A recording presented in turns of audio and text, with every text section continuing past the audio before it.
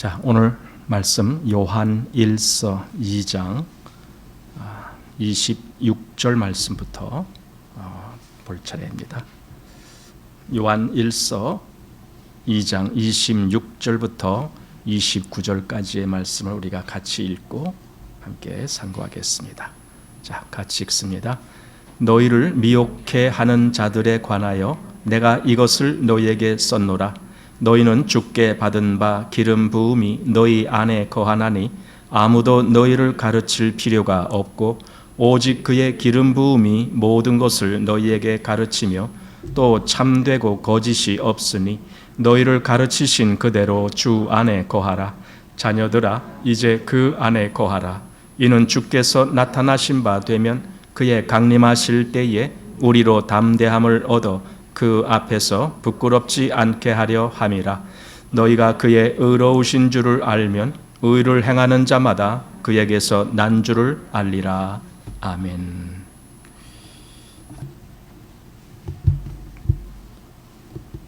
네, 지난번 우리 2장을 하다가 약간 못다한 부분이 있어서 오늘 그 부분부터 우리가 함께 상고하려고 합니다.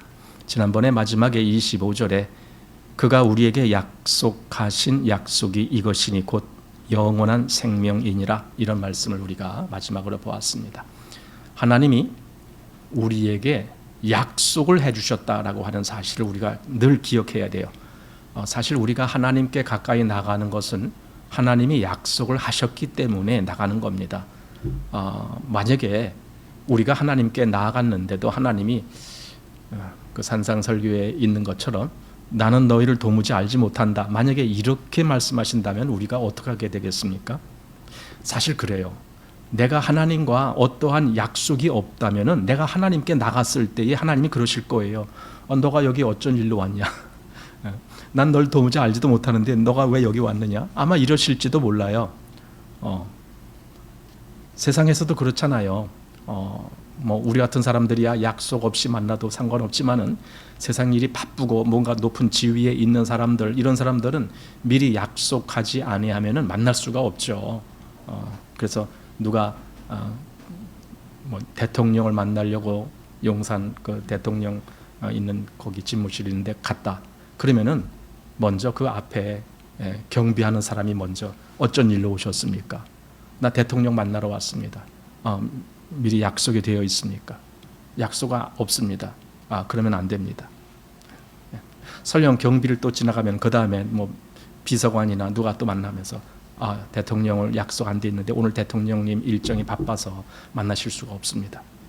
아마 계속 그럴 겁니다. 그래서 약속이 안 돼 있으면은 세상에서 또 여러 사람들을 만날 수가 없듯이 내가 하나님과 약속이 안 돼 있는데 어떻게 하나님을 만나며 어떻게 하나님 나라에 들어가며 어떻게 내가 구원을 받으며 어떻게 그 은혜 안에 들어갑니까? 약속이 되어 있지 아니하면은 난 아무것도 누릴 수 없어요. 그런데 놀라운 것은 하나님이 약속을 하셨다는 거예요. 이게 놀라운 거죠.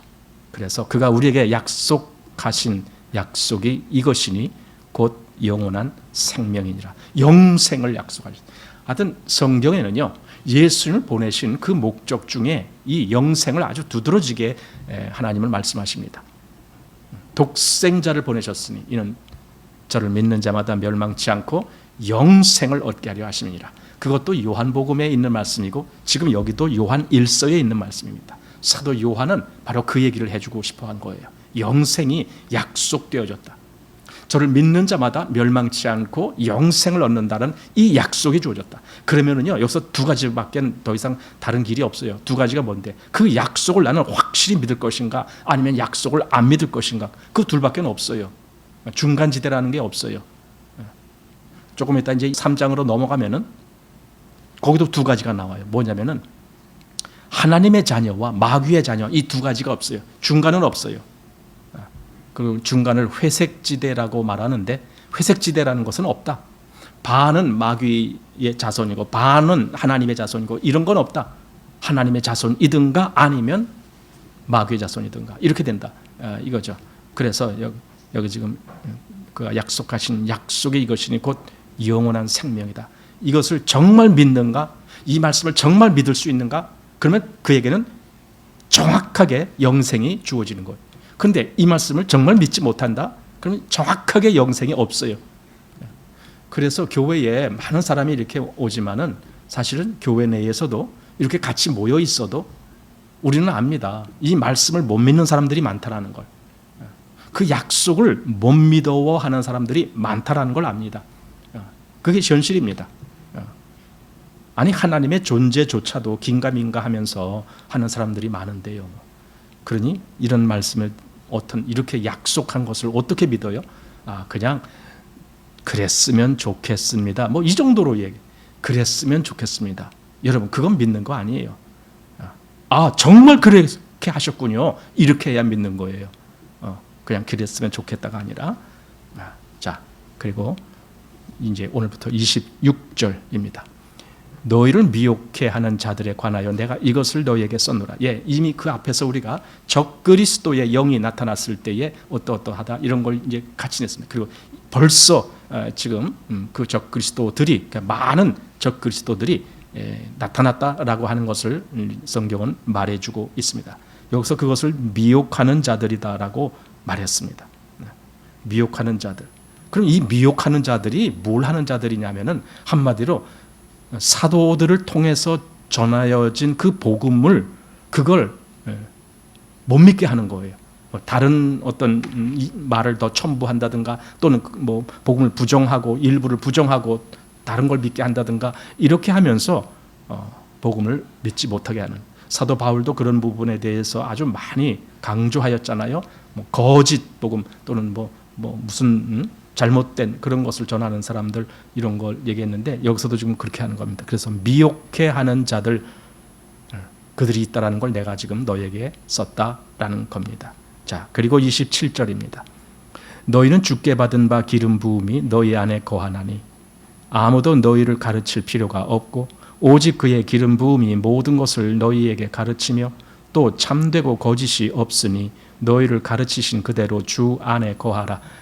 여기 요 앞부분을 먼저 읽어보시면은 너희는 주께 받은 바 기름 부음이 너희 안에 거하나니 여기서 기름 부음이다라고 말한 그 의미가 제가 지난주에도 잠깐 설명을 해드렸는데 뭐냐면은 이단들이 바로 그 얘기를 하기 때문에 그래요. 그냥 성령님이 우리 안에 계셔 이렇게 말하는 것이 아니라 기름 부음이 우리에게 있어 이렇게 또 얘기해요. 굉장히 뭐 대단한 것 같이 얘기를 해요. 그래서 아니다. 기름 부음이나 성령님이 우리 안에 계신 거나 그게 똑같은 말인데 사실은 그리스도인들 안에 그게 있어. 지금 그걸 얘기하려고 이렇게 표현한 겁니다. 너희는 주께 받은 바 기름 부음이 너희 안에 거하나니. 자, 그러면서 아무도 너희를 가르칠 필요가 없고 이거예요. 그러니까 보세요. 기름 부음 즉 성령께서 내 안에 거하시는데 왜 다른 어떤 곳에서 배우려고 하느냐. 그냥 그 성령님을 통해서 그 성령님이 이끄시는 대로 성령님이 깨우침을 주시는 대로 우리가 그렇게 나가면 되는 것이지 왜 또 다른 어떤 것을 듣고 배우려고 하느냐. 사실 이단들이 또 다른 것을 가르쳐 주잖아요. 바로 그런 부분입니다.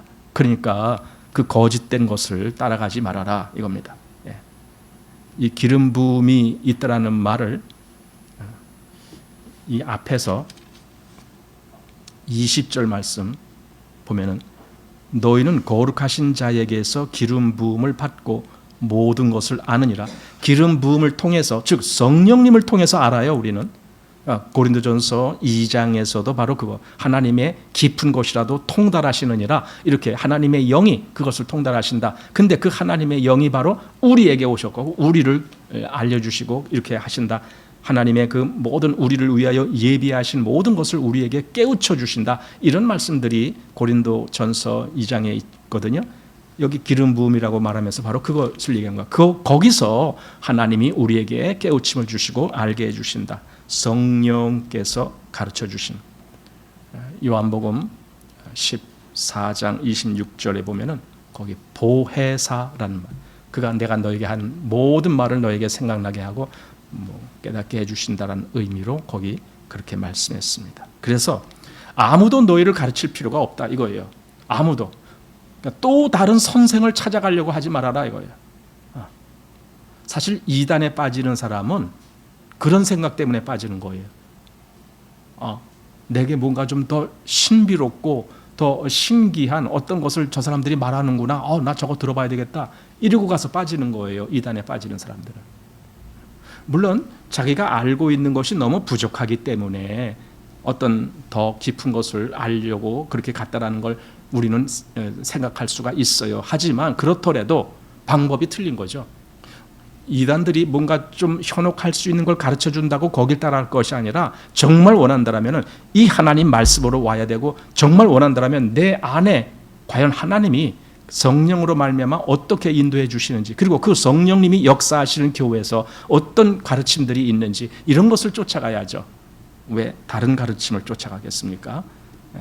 아무도 너희를 가르칠 필요가 없다. 즉 이단자들이 가르치는 것을 너희에게 더 추가할 필요가 없다. 그냥 그거 하나만 족하다. 지금 성령께서 우리에게 알려주신 그거 하나면 족하다, 이겁니다. 그러니 다른 복음은 없다라는 말이죠.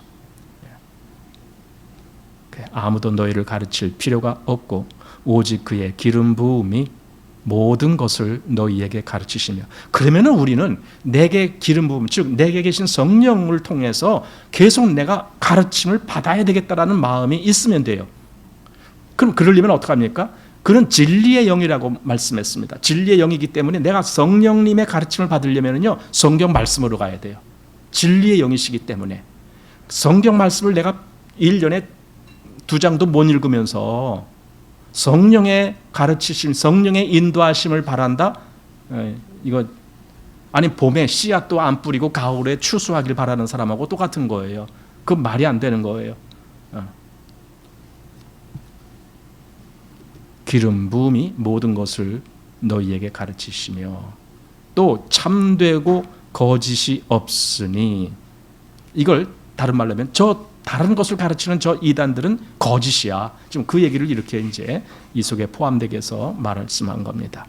참되고 거짓이 없으니 너희를 가르치신 그대로, 이거죠. 너희를 가르치신, 그리고 요한은 이 앞에서 무슨 얘기를 하냐면 처음부터 너희가 들은 소식이다. 이렇게 처음부터 너희가 복음을 처음에 들었을 때부터 들은 바로 그거야. 그것 말고 다른 것을 가르치는 것은 이단이야. 지금 이렇게 말씀을 하고 있습니다. 참되고 거짓이 없으니 너희를 가르치신 그대로 주 안에 거하라. 주 안에 거하라. 여기 거하라는 말씀도 요한일서에는 대단히 중요하게 말씀하고 있습니다. 자, 28절입니다. 자녀들아 이제 그 안에 거하라. 이는 주께서 나타나신 바 되면 그의 강림하실 때에 우리로 담대함을 얻어 그 앞에서 부끄럽지 않게 하려 함이라. 그 안에 거하라. 이 말씀, 물론 요한복음에서도 내 안에 거하라 이렇게 주님이 직접 말씀하셨는데, 이제는 사도가 여기 많은 그 성도들에게 그렇게 가르치는 겁니다. 자녀들아 이제 그 안에 거하라.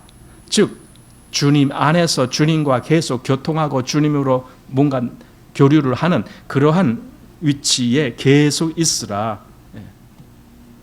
아마 그 안에 거하라라고 하는 것은 그리스도인의 위치에 대한 사도 요한의 아주 중요한 결론이다라고도 말할 수 있는 그런 말씀입니다. 사도 요한이 말하고 싶은 것이 바로 그것입니다. 주 안에 거하는 것, 그분 안에 거하는 것, 계속 그것을 말씀하고 있습니다. 그 안에 거하게 되면은 어떤 일이 일어나느냐? 그리스도인이 주님 안에 거함으로 인하여 그 안에서 성령으로 말미암아 하나님과 깊은 교제를 하는 일이 이루어집니다. 하나님과 깊은 교제를 한다는 것은요, 늘상 하나님의 가르침이 내 안에 있고 내 삶을 이끌어간다는 뜻입니다. 그래서 나로 하여금 죄에 빠지지 않도록 나를 지키시고, 나로 하여금 하나님 안에 살아가는 것이 무엇인지를 더 알게 하고 계속 그 길로 나가게 만드는 거예요. 이게 거하는 겁니다.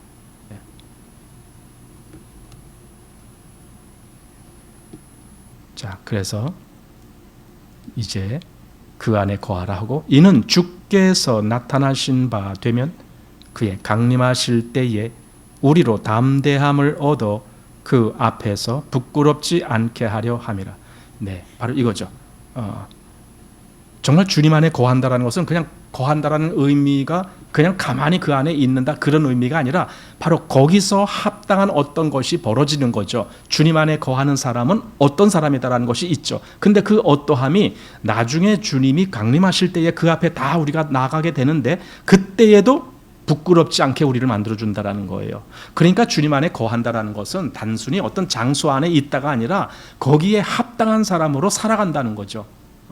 내가 늘 하나님과 교통하는 가운데 그 말씀의 가르침을 따라서 나갈 수 있는, 그래서 죄에 빠지지 않는 그러한 길로 계속 나갔기 때문에 나중에 주님 앞에 섰을 때에도 부끄럽지 않는 그런 시간을 갖게 된다라는 겁니다. 그래서 그 앞에서 부끄럽지 않게 하려 함이라. 그리고 29절입니다. 너희가 그의 의로우신 줄을 알면 의를 행하는 자마다 그에게서 난 줄을 알리라. 자, 여기 그래서 이제 그 합당한 삶, 합당한 그리스도인의 생활을 여기서는 한마디로 의라고 얘기했습니다. 의. 그의 의로우신 줄을 알면, 당연히 하나님이 의로우신 하나님이시죠.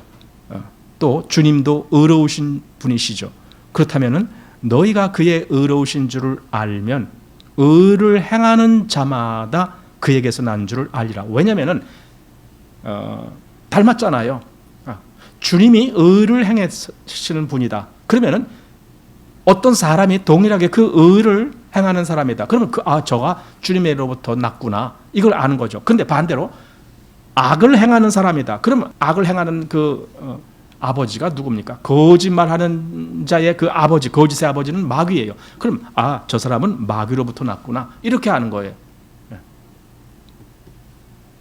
요한일서는 아까도 말씀드렸듯이 중간에 이쪽으로도 약간 기울었다가 저쪽으로도 약간 기울어졌다가 이런 사람을 말하지 않아요.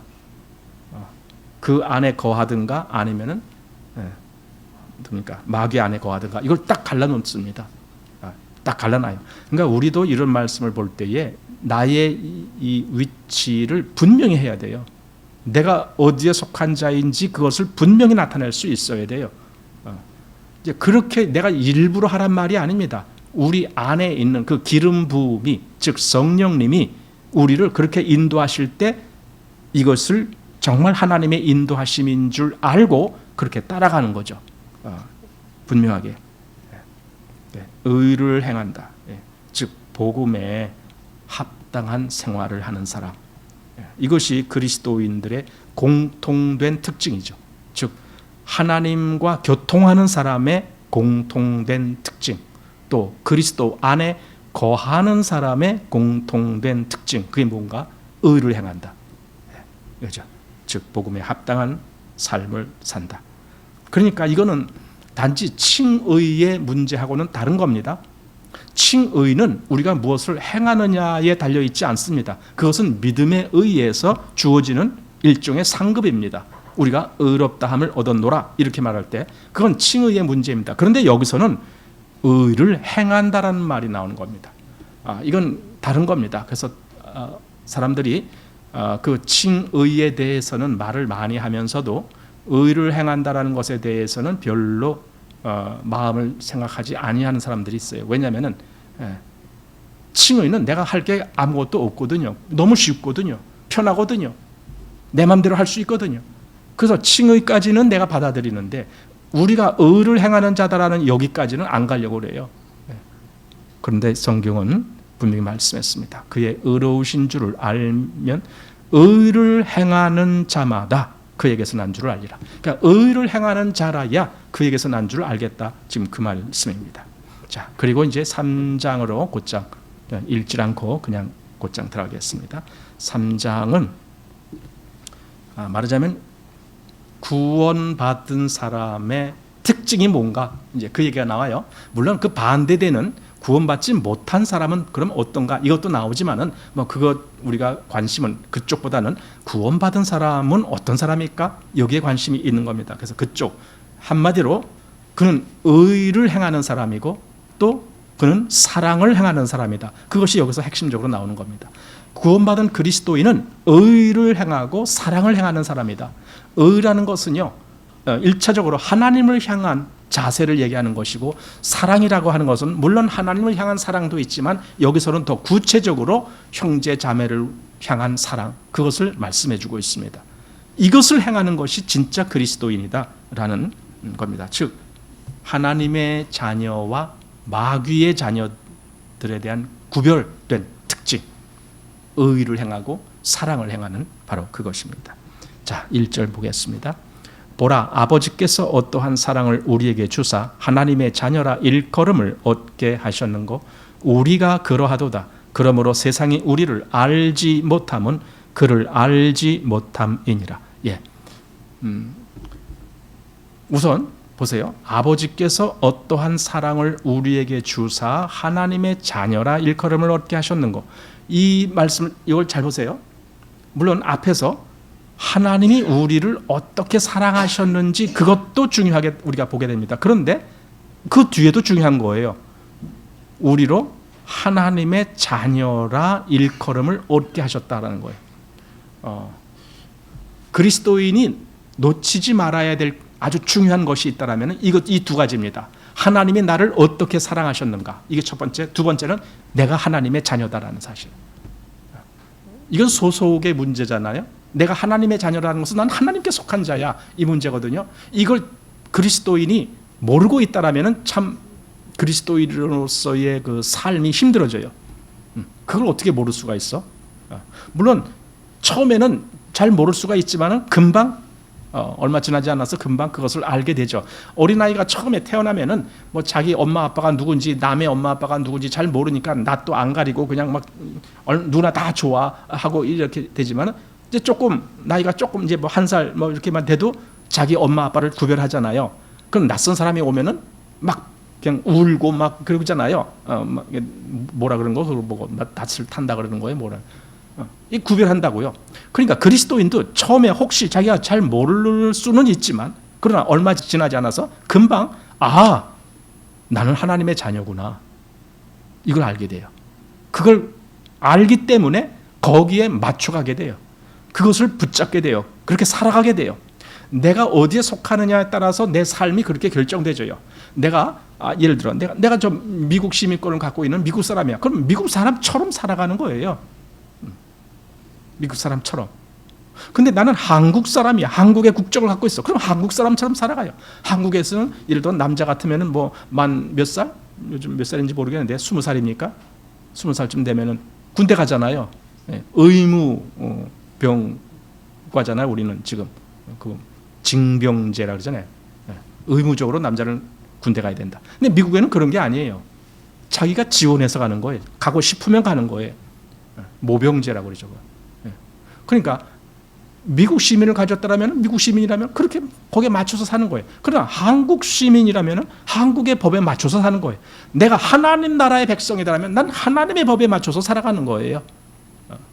이렇게 갈라져요, 살아가는 모습이. 그러니까 여기서 보라, 아버지께서 어떠한 사랑을 우리에게 주사 하나님의 자녀라 일컬음을 얻게 하셨는고, 이 질문.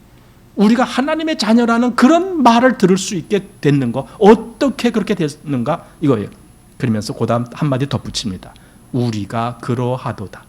우리가 진짜 하나님 자녀 아니냐, 이렇게 지금 말하는 겁니다. 우리가 그러하도다. 자, 그러면서 그러므로 세상이 우리를 알지 못하면 그를 알지 못함이니라. 이제 세상과 우리와의 이 분명한 구별이 있다라는 걸 말합니다. 세상하고 우리하고는 다르다.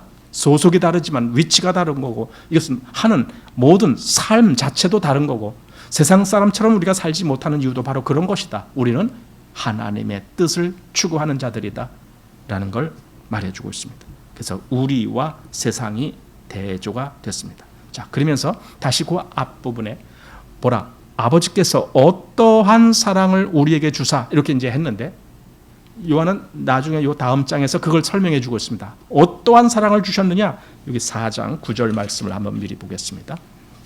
4장 9절. 하나님의 사랑이 우리에게 이렇게 나타난 바 되었으니 하나님이 자기의 독생자를 세상에 보내심은 저로 말미암아 우리를 살리려 하심이니라.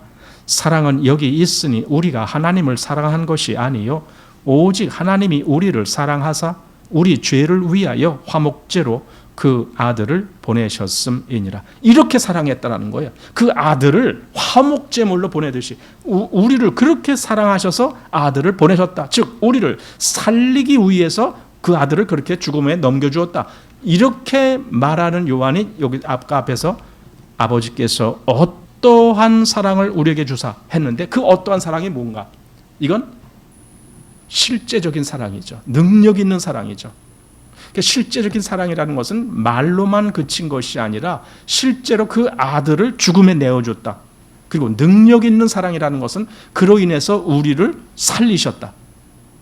이 능력, 하나님이 그러한 사랑을 우리에게 주셨다 라면은 우리는 이 세상과는 완전히 다른 위치에 있다. 그래서 세상이 우리를 알 수가 없다. 왜냐하면 세상은 하나님도 알지 못하기 때문에, 우리 주 예수 그리스도도 알지 못하기 때문에, 빛이 어둠에 빛이 돼 어둠이 깨닫지 못하더라. 이렇게 된 것이기 때문에, 그러니 당연히 우리도 알지 못한다. 저들이 우리를 알지 못하는 거예요. 세상이 우리를 알지 못하는 거예요. 그렇다면 반대로 우리도 세상에서 인정받을 생각을 하면 안 되는 거죠. 왜냐하면 그들이 우리를 알지 못하는데. 그리스도인이 듣는 말 중에 우리가 좀 유념해야 될 말이 있습니다. 그건 세상 사람들에게 칭찬 듣는 거예요. 물론 악을 행하는 것을 그럼 괜찮다라고 말하자는 것이 아닙니다. 그러나 분명히 해야 될 겁니다. 세상이 우리를 칭찬할 때는 물론 내가 뭔가 잘하는 게 있었기 때문에 칭찬하는 건 맞아요. 그런데 문제는 거기서 끝이지 말라는 거예요. 내가 그리스도인이라는 걸 분명히 드러냈느냐 이거죠. 내가 하나님의 사람이라는 것을 분명히 드러냈느냐. 그랬다면 그 칭찬이 바뀔 수가 있는 거예요. 내가 계속 그리스도인임을 숨기고 있기 때문에 세상이 나를 칭찬할 수가 있어요. 그리스도인인 것을 밝히지 아니하면, 모르드게가 자기가 유대인이라는 것을 밝히지 않았으면, 에스더가 자기가 유대인이라는 것을 밝히지 않았을 때는 아무도 모르는 거예요. 하만도 모르는 거예요. 그런데 나중에 알게 되니까 원수지간이 되는 거예요. 그렇게 되는 겁니다. 그래서 우리가 세상에서 칭찬을 듣는다라고 할 때는 너무 좋아하지 마십시오. 이건 내가 분명히 그리스도인임을 증거하지 않았구나. 내가 하나님을 나타내지 않았구나. 그 복음을 나타내지 않았구나. 이런 생각도 한번 해봐야 됩니다.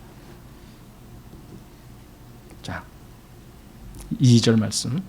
사랑하는 자들아, 우리가 지금은 하나님의 자녀라. 장래에 어떻게 될 것은 아직 나타나지 아니하였으나 그가 나타나심이 되면 우리가 그와 같을 줄을 아는 것은 그의 계신 그대로 볼 것을 인함이니. 네. 자, 우선 이렇게 말합니다. 사랑하는 자들아, 우리가 지금은 하나님의 자녀라. 여기 말 표현이 지금은 하나님의 자녀라 이렇게 말했는데, 이걸 지금이라고 하지 말고 지금 현재를 하면, 현재 우리가 현재 하나님의 자녀다, 이 말이거든요. 미래에 뭐 주님이 나타나심이 되면은 그때 하나님의 자녀가 되는 것이 아니라 지금 현재 우리가 이미 하나님의 자녀야. 지금 이 말을 하고 싶은 거거든요. 왜냐하면은 자꾸만 다른 유혹의 말을 하면서 거짓말로 유혹하는 사람들이 많기 때문에. 갈라디아서를 보면은 복음으로 갈라디아 지역에 많은 사람들이 그리스도인이 됐는데, 나중에 유대인들이, 예루살렘에 있는 유대인들이 그들에게 가갖고는 너희가 정말 구원의 복음을 들었다라면 이제 할례를 받아야 돼. 이렇게 얘기를 하는 거예요. 근데 갈라디아 교회 성도들이 일부 아마 그 말을 쫓아간 것 같아요. 그런가? 하고 우리가 미처 몰랐는데 이제 알았어 하고 그렇게 쫓아가는 사람들이 있는 것 같아요. 아닙니다. 그런 게 아닙니다.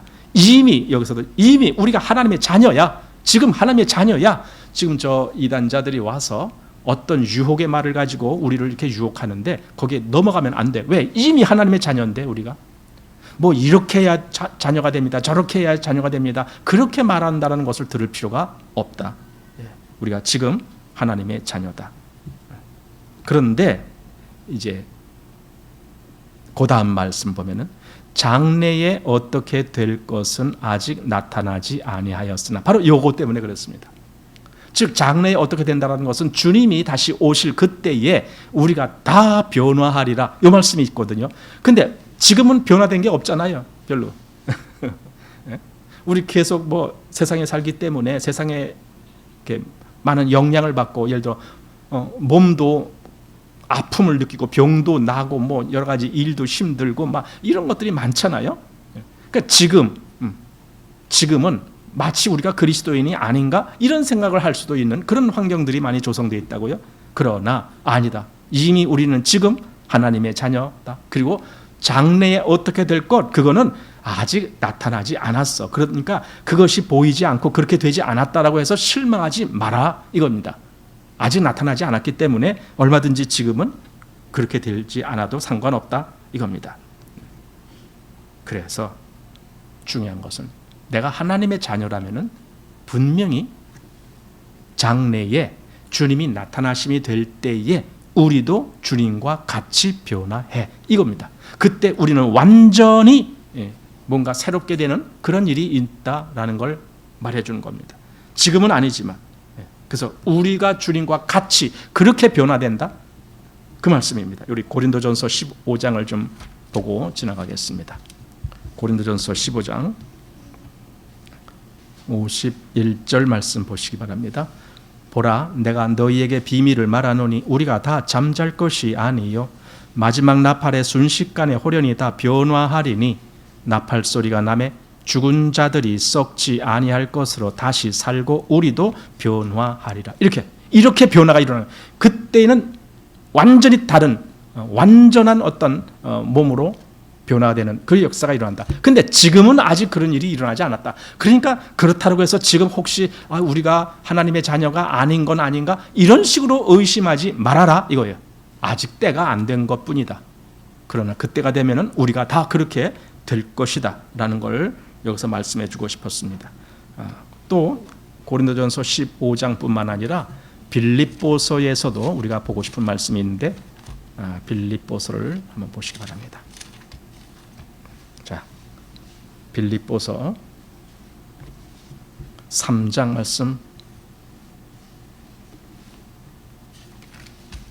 자, 빌립보서 3장 21절 말씀입니다. 그가 만물을 자기에게 복종케 하실 수 있는 자의 역사로 우리의 낮은 몸을 자기 영광의 몸의 형체와 같이 변케 하시리라. 자, 다시 한번 잘 보십시오.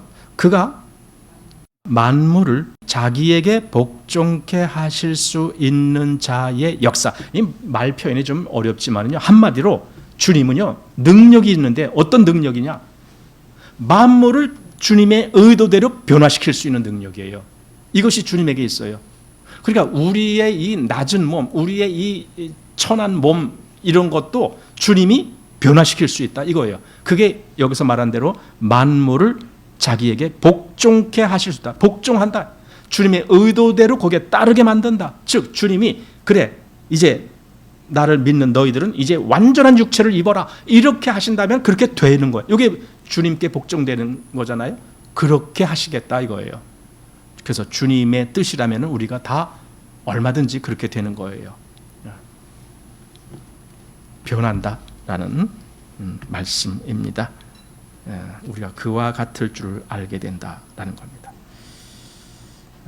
그러니까 한마디로 장래에 어떻게 될 것은 아직 나타나지 않았다는 말은 아직 결론까지 도착하지는 않았다. 지금 가고 있는 중이다. 가고 있는 중이다. 산에 올라가면은요. 저도 요즘은 산에 못 올라가지만 옛날에는 산에 올라가는 걸 꽤 좋아했어요. 산에 올라가면은요. 항상 꼭대기까지 올라가야 돼. 중간에 조금 가다가 도로 내려오면은 왠지 모르게 이게 뭔가 일이 덜 된 것 같고 좀 그래요. 하여튼 꼭대기까지 올라가야 돼요. 그럼 꼭대기에 올라가면은요. 뭐가 다른데 그 너머가 보이는 거예요. 꼭대기까지 가기 전에는 그 저 산 봉우리 너머가 안 보이는 거예요. 그 꼭대기를 올라가야만이 저 너머가 보이는 거예요. 그러니까 지금은 우리 아직 그 장래에 어떻게 될 것이 아직 나타나지 않았다. 즉 아직 꼭대기에 이른 게 아니에요. 지금 올라가고 있어요. 올라가고 있어요. 진행 중입니다.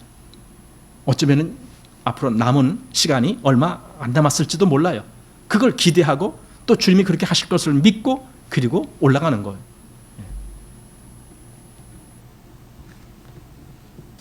로마서 8장 11절에는 우리의 죽을 몸도 살리신다라는 말씀이 있습니다. 왜냐하면 모든 만물을 다 주님에게 복종케 하실 수 있는 능력을 주님이 갖고 계시니까 우리의 죽을 몸도 살리시는 거예요. 여러분 요한복음 11장 기억납니까? 죽은 나사로에게 뭐라고 합니까? 예수님이 나사로야 나오라. 그 말씀. 그러니까 죽은 나사로, 즉 그 죽어 있는 시체가 주님께 복종하잖아요. 그래서 살아나잖아요. 그러니까 우리 같이 이렇게 천한 존재도 그 마지막 때에 주님이 변해라 그러면 다 변해지는 거예요. 네. 왜? 여기 만물이 그에게 복종케 된다 그랬으니까. 그럴 능력을 주님이 갖고 계시다고 그랬으니까. 네. 그렇게 되는 겁니다. 자, 다시 본문 보십시오. 그래서 2절 사랑하는 자들아 우리가 지금은 하나님의 자녀라 장래에 어떻게 될 것은 아직 나타나지 아니하였으나 여기까지는 진행 중이다 그 말입니다. 그리고 이제 그럼 그때는 그럼 어떻게 되는데 하고 그게 중간입니다. 그가 나타나심이 되면 우리가 그와 같을 줄을 아는 것은 그렇게 같이 그런 위치로 변화된다 이겁니다. 변화되지 아니하면은 하나님 나라에 못 들어가요. 영원한 하나님 나라. 물론 이 땅에서의 하나님 나라라는 것이 있지만 영원한 처소가 또 있거든요. 그 영원한 처소에 못 들어가요. 변화되지 않으면. 왜냐하면 성경에는 혈과 육은 하나님 나라를 유업으로 받을 수 없다. 이렇게 말씀했기 때문에 그래요. 그래서 변화가 돼야 돼요. 그래서 우리가 변화되기 때문에 그와 같을 줄을 아는 것은 우리가 그걸 알아요. 왜? 그렇게 믿고 있으니까. 그의 계신 그대로 볼 것을 인함이니. 그의 계신 그대로 볼 것을 줄여 주님을 그날 아마 뵙게 될 겁니다. 그 마지막 때에 우리가 그런 생각을 하고 있습니다. 아 그래 우리도 그때 주님을 만나볼 수 있어. 그때 주님이 우리를 변화시킬 거야. 여러분 이걸 우리가 마음에 갖고 있어. 근데 그게 지금 현재 지금 이 시간에 되어지는 것이 아니라 미래 장래에 되어질 것이에요. 이렇게 장래에 되어질 것을 내가 지금 확실히 이렇게 마음에 품고 있다라는 것을 다른 말로 뭐냐? 이게 소망이라고 하는 거예요. 그래서 여기 이렇게 말합니다. 주를 향하여 이 소망을 가진 자마다 이겁니다. 그 소망이 있는가? 장래에 이제 주님이 나타나시면 될 때에 내가 변화될 것을 주님이 나를 변화시킬 것을 그걸 내가 소망으로 갖고 있는가? 그렇다면 지금 내가 어떻게 살아야 되느냐? 이렇게 미래에 되어질 일이지만은 그것을 확실하게 붙잡고 있는 사람은 지금부터라도 바꿔지는 거죠. 그렇죠? 아직 그때가 안 됐으니까 좀 기다려보자 이런 거 아니에요. 이미 우리는 그렇게 된 것처럼 이미 우리는 그것이 확실해진 것처럼 지금 여기서도 그 길을 가는 거죠. 그리스도인의 삶은 바로 이렇게 소망으로 결정이 됩니다. 소망이 있는 사람과 소망이 없는 사람 결정되집니다. 차이가 납니다. 소망이 있는 사람은요 그 소망을 바라보고 삽니다. 그 소망에 맞춰갑니다. 이 삶을. 다시 3절 주를 향하여 이 소망을 가진 자마다 주의 깨끗하심과 같이 자기를 깨끗하게 하느니라. 깨끗하게 한다. 아까 뭐 의를 행한다. 바른 삶을 사는 거예요. 죄에 빠지지 않도록 그렇게 하는 거예요. 자기 어떤 세상적인 욕구, 욕심 그거에 치우치지 아니하는 거예요. 자기의 어떤 그 사적인 그런 어떤 욕정에 치우쳐서 하나님의 일을 거스르는 그런 일을 안 하려고 하는 거예요. 어떻게 해서든지 너희는 복음에 합당한 생활을 하라 한 것처럼 그렇게 살아가기를 갈망하는 거예요. 이것이 그리스도인의 자세고 또한 그리스도인의 능력이다라고 말하게 됩니다. 이것이 여기 지금 3절 말씀한 것입니다. 자, 그리고 이제 4절부터 12절까지는 이제 하나님의 자녀들의 그 특징인 그런 뭘까?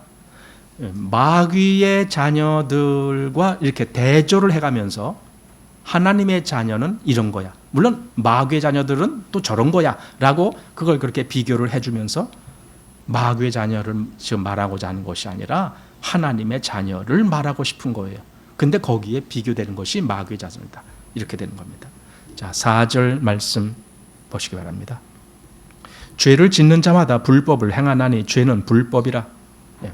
죄를 짓는 거. 아니, 그럼 우리가 죄를 전혀 안 짓나요? 예. 전혀 안 짓나요?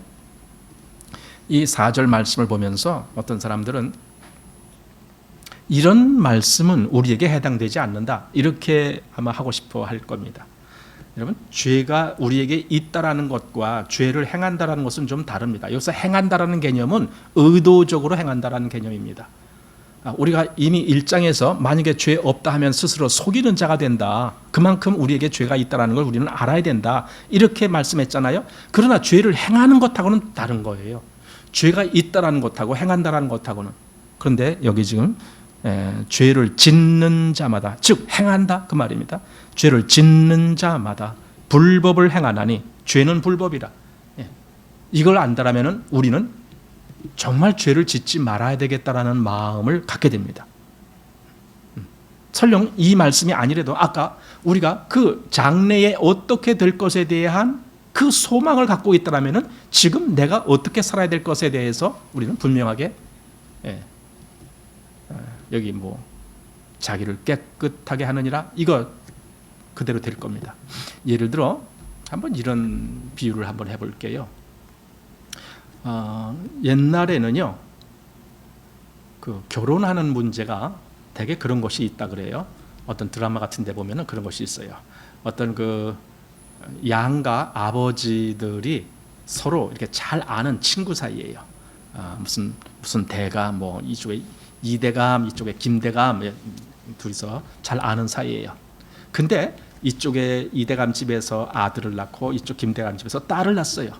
그 대감들이 뭐라 하냐면 우리 이 자녀를 나중에 서로 이렇게 맺어줍시다, 결혼시킵시다, 이제 이렇게 이야기를 하는 거예요. 그럽시다.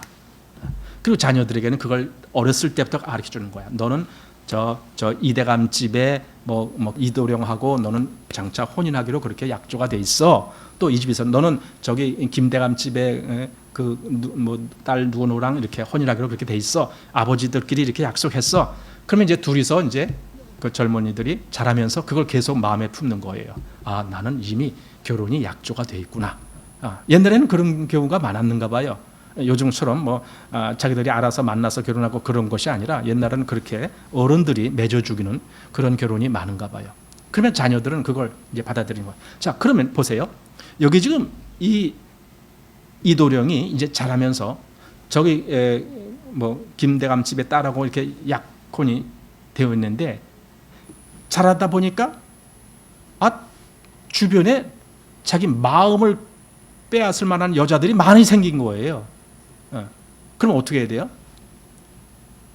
이 사람이 그 약조를 소중히 간직하고 있는 사람이라면은 옆에서 뭐 어떤 아름다운 뭐 아가씨가 지나가든 뭐 하든 간에 거기에 마음을 빼앗기질 않고 계속 그 김대감 집의 딸을 기다리고 있겠죠. 진짜 마음이 그렇게 할 생각이라면, 그 약속을 소중히 여기고 있다면 바로 이거거든요. 깨끗이 한다라는 개념이 바로 난 그런 의미가 있다라고 보여져요. 지금 여기서 말한 것이 그거거든요. 주를 향하여 이 소망을 가진 자마다 그의 깨끗하심과 같이 자기를 깨끗하게 하느니라, 이렇게 되어 있거든요. 그러니까 하나님 뜻에 어긋나는 길로 가지 않게 되는 거죠. 왜? 이 소망이 있으니까. 장래에 주님이 나타나셨을 때에 내가 그 앞에 서는 그 소망이 있으니까. 그때 주님이 나를 변화시킬 것에 대한 그 기대를 갖고 있으니까. 그럼 지금 현재 나는 바로 그 주님의 그 깨끗하신 것 같이 나를 깨끗게 하는 그런 삶을 살고자 한다라는 겁니다. 자, 이런 말은요, 사실 영지주의자들을 많이 의식해서 이런 말씀을 했다라고도 보게 됩니다. 영지주의자들은 지난번에도 말씀드렸지만 두 가지가 있는데, 하나는 영지란 말은 신령한 어떤 것을 안다, 그 알지자거든요. 영지. 그러니까 신령한 쪽을 우리는 알아. 그러니까 이 육신적인 이런 것들은 이건 시시해. 우리는 이거는 그냥 팽개쳐야 돼. 영적인 것이 중요한 거야. 이제 이렇게 했을 때에 이런 것이 있어요. 완전히 그 신령한 삶을 살아야 돼라고 그렇게 추구하는 사람이 있고, 어떤 사람은 이 육신의 이런 것은 이것은 뭐 이래도 저래도 아무 상관이 없어, 이건 아무런 뭐 의미도 없는 거니까 하면서 죄를 마음대로 저지르는 사람도 있고, 이렇게 두 가지로 나오는 거예요. 그러니까 신령한 삶을 살아야 된다고 하면서 육의 모든 일을 배제하면서 어쩌든지 신령하게만 하려는 그런 사람이 있는가 하면은, 육신의 일은 뭐 이건 해도 이건 영이 아니니까 이건 상관없어, 이렇게 하는 이 두 사람, 두 부류, 이게 아마 그때 여기 사도 요한은 그들을 염두에 두고 여기서 그 말을 한 것 같아요. 죄를 짓는 자마다 불법을 행하나니 죄는 불법이다. 영지주의자들의 그 심각한 죄성을, 그것을 기억하면서 죄를 무시하거나 또는 죄를 합리화하거나 그러면 안 되는 거죠. 근데 영지주의자들은 그랬다는 거죠. 자, 5절. 그가 우리 죄를 없이 하려고 나타나신 바 된 것을 너희가 아나니 그에게는 죄가 없느니라. 주님이 나타나셨을 때에 왜 나타나셨느냐? 왜 이 세상에 오셨느냐? 했을 때 우리는 몇 가지를 좀 보게 돼요. 몇 가지를. 우리가 당연히 우리를 구원시키려고, 우리를 거듭나게 하려고, 우리를 뭐 영원한 그 형벌에서 건지시려고 뭐 여러 가지를 이야기합니다. 그런데 여기 지금 요한 사도는 이런 차원으로 말씀해 줍니다. 그가 우리 죄를 없이 하려고 나타나신 바 됐다, 이거예요. 우리 죄를 없이 하려고. 물론 죄를 없이 한다는 개념은 두 가지로 생각하는데, 하나는 우리가 그 심판대 앞에 갔을 때에 거기서 죄를 무죄자로, 한마디로 무죄자로 그렇게 판명되려고 이런 의미도 있고, 그러나 여기서 말하고자 하는 것은 그것 말고 또 다른 의미가 있는데, 실제로 우리가 죄에게 종이 된 삶이 아니라 오히려 반대로 의의 종이 된 삶을 살게 하려고, 그걸 그리스도께서 바로 그 목적으로 오셨다라는 겁니다. 왜냐하면 죄를 행하는 자마다 죄의 종이기 때문에. 예수님이 실제로 그 세례 요한이 그랬죠. 예수님을 보고 보라, 세상 죄를 지고 가는 하나님의 영이다. 예수님이 세상 죄를 지고 간다라고 했는데 형벌에 대한 죄만을 지고 간다는 표현이 아닙니다. 모든 죄에 대한 것은 다 포함되어 있는 겁니다. 그렇기 때문에 얼마든지 그리스도인들로 하여금 그 죄를 행하는 그런 위치조차도 주님이 다 이미 그 죄를 지고 갔다, 이렇게 합니다. 우리 로마서 6장에 있는 말씀 아시잖아요. 죄에 대하여는 죽은 자요, 그리스도 예수 안에서 하나님을 대하여는 산 자로 여길저다. 여기서 죄에 대하여는 죽은 자, 이게 뭡니까? 실제로 죄 문제가 더 이상 그를 얽매이게 할 수가 없는 그 문제가, 그러니까 주님이 그 모든 죄의 영역을 다 그분이 감당하셨다라는 걸 말해주는 거잖아요.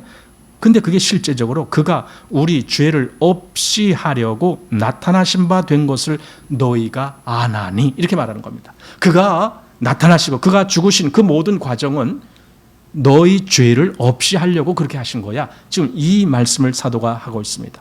자, 그렇게 하고 그에게는 죄가 없느니라. 그러니까 죄가 없으신 분이 왜 십자가에 죽었어? 이유는 우리 죄를 없이 하려고 그렇게 한 거야 라고 그렇게 결론을 내는 겁니다. 자, 7절 말씀 보십시오. 자녀들아, 아무도 너희를 미혹하지 못하게 하라.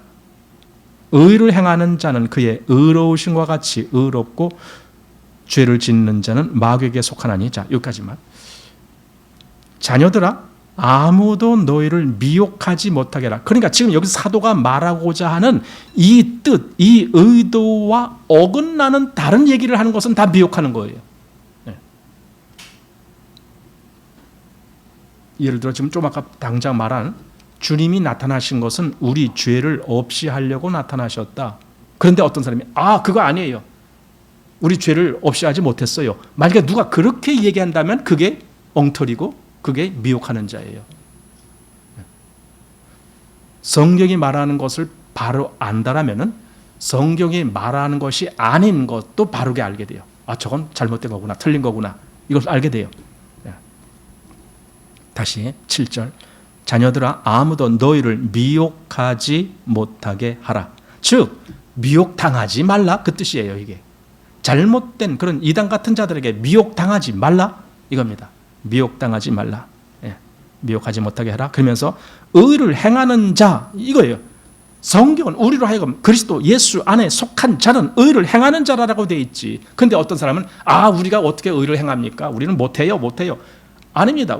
못한다라고 하는 것은 그건 어디서 나온 말입니까? 성경 가르침이 아닙니다. 그건 인간적인 가르침입니다. 못해요. 성경은 그를 아는 자마다 그렇게 한다라고 되어 있어요. 자, 그래서 의를 행하는 자는 그의 의로우심과 같이 의롭고 이거예요. 아까 제가 그리스도인의 특징, 가장 중요한 특징 두 가지가 있는데 하나는 의, 또 하나는 사랑.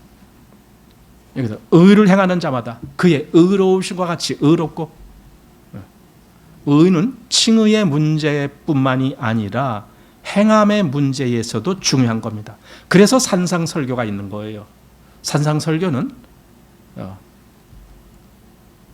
복음의 초창기에 대한 기본을 얘기하는 것이 아니라 오히려 결론을 얘기한 거예요. 그리스도인의 결론. 바로 거기에 하나님의 온전하심과 같이 너희도 온전하라 이렇게 결론을 내리고 있는 거예요. 그래서 그의 의로우신 것을 정말 알았다면 너희도 의를 행해야 한다 이렇게. 의를 행하는 자는 그의 의로우심과 같이 의롭고 죄를 짓는 자는 마귀에게 속하나니. 이제 갈라지는 거예요. 의를 행하지 아니하고 죄를 행한다. 그럼 그는 마귀에게 속했다. 소속이 어디에 있느냐? 너가 하나님께 속한 자냐? 너가 그리스도에게 속한 자냐? 아니면 마귀에게 속한 자냐? 이게 갈라지는 거예요. 마귀에게 속하나니 마귀는 처음부터 범죄함이니라. 우리 요한복음 8장 44절에 보면은 그가 바로 거짓의 아비고 너희 아비 마귀에게서 났다 이렇게 말하잖아요. 마귀의 자손이라고. 마귀에게서 났으니까 마귀의 자손이에요. 우리는 어디서 났습니까? 그리스도인은 하나님께로부터 난 자들이니라. 요한복음 앞에서 1장에서 이미 그랬잖아요. 영접하는 자 곧 그 이름을 믿는 자들에게는 하나님의 자녀가 되는 권세를 주셨으니 이는 혈통으로나 육정으로나 사람의 뜻으로 나지 아니하고 오직 하나님께로서 난 자들이니라. 여기 아까 그 거짓말하는 자는 누구로부터 났다고요? 마귀로부터 났다. 난 것이 그렇게 갈라지기 때문에 달라지는 거예요. 소속이 다른 거예요. 하나님께로 난 자는요, 누가 뭐래도 이 사람은 하나님의 자녀야. 즉 하나님께 속한 자예요. 하나님의 식구예요. 마귀에게서 난 자는요, 누가 뭐래도 이 사람은 마귀 자손이고 마귀 식구예요. 소속이 달라요. 아무리 옆집에 나란히 살아도요, 소속이 달라요. 그렇다면 그리스도인들에게 지금 하고 싶은 말이 뭡니까? 우리는 하나님의 자녀다. 우리는 하나님으로부터 난 자야. 이걸 말하고 싶은 거 아닙니까? 여기 속함의 문제.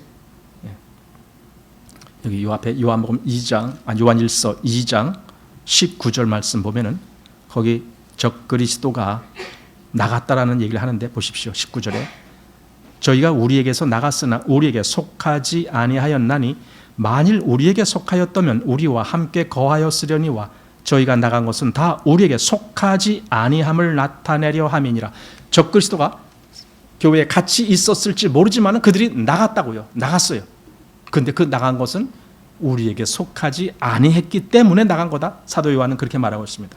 아버지께로서 난 자라면 그럼 당연히 우리에게 속했을 텐데 저들은 하나님으로부터 난 자가 아니고 오히려 마귀로부터 났다. 그래서 우리에게 속한 자가 아니다라는 겁니다. 자, 그렇게 하시고 8절 지금 중간하고 있죠. 하나님의 아들이 나타나신 것은 마귀의 일을 멸하려 하심이니라. 마귀의 일, 마귀가 무슨 일을 합니까? 하나님의 자녀를 자꾸만 끌고 가는 일을 하잖아요. 물귀신 작전이라 그러죠. 하나님의 자녀를 어떻게 해서든지 끌고 가려고 하는, 바로 그거 멸하는 거예요. 멸한다는 거예요. 그 권세를 깨뜨려서 더 이상 그 일을 못하게 하는 거예요. 바로 그렇게 하시려고 예수님이 그 모든 일을 완성하신 거예요. 마귀의 일을 멸한다.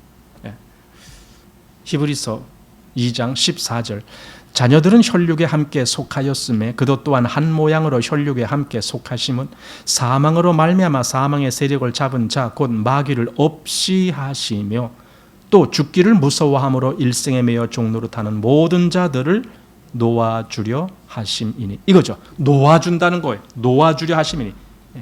주님이 그 일을 위해서, 그러니까 사단의 일을 멸하면서, 마귀의 일을 멸하면서 그 마귀에게 얽매였던 모든 하나님의 백성들을 거기서부터 해방받게 하는 거예요.